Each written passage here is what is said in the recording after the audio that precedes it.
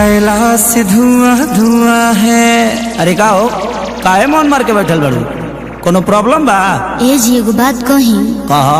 बड़ा मन करता देवघर जाए के जी। तब देखी न बाबा कई दिन से सपना में आवतनी आ अपना नगरी में बुलावतनी। सपना तो हम देखते हैं, लेकिन क्या करी पैसे नहीं खेरे। इस साल रहे दा परसल चल जाए, ठीक बा? गाड़ियों खाली नहीं खीसा तो हम अब की बार ना मानो, हम तो जेबे करब। चुप।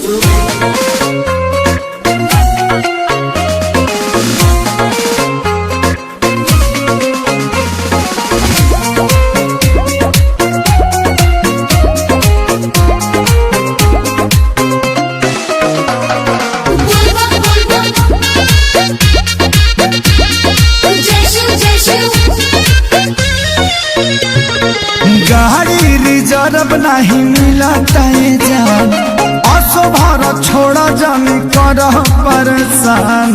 हो हर साल चल जाए, छोड़ देना हम ना जाए छोड़। अरे गाड़ी रिजर्व नहीं मिला जान, असो भारत छोड़ा जान कर परेशान।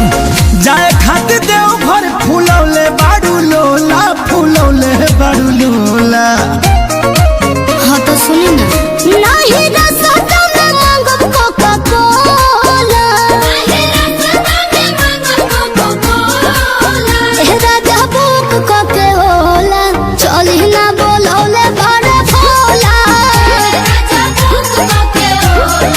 चली ना बोलौले बड़े भोला, चली ना बोलौले बड़े भोला।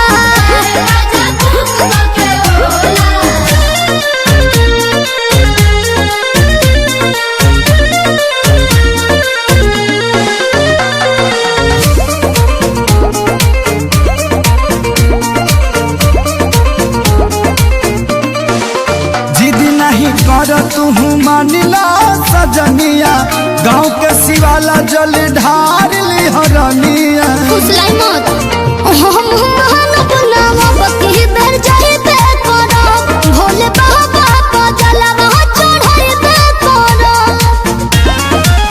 वही साल चली हो कि नाई शंखा पोला, कि नाई शंखा पोला।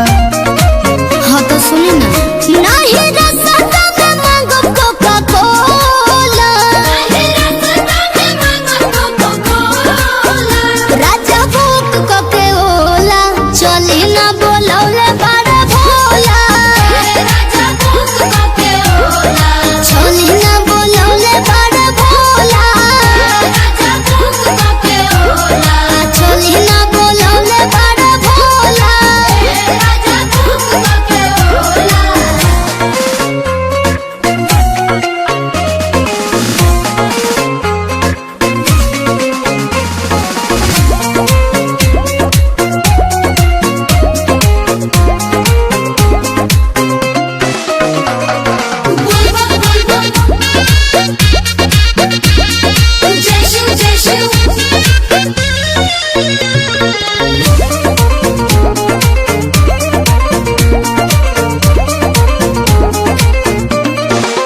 अपना मर्द से करो जानी पंगा, मन बचंगा तो कठौती में गंगा। कहानी मत सुनाई। एह जी देखी ना जात भाड़े पर कसबा रोज, कान्हे लेके कमोर बट भक्ति के मूड।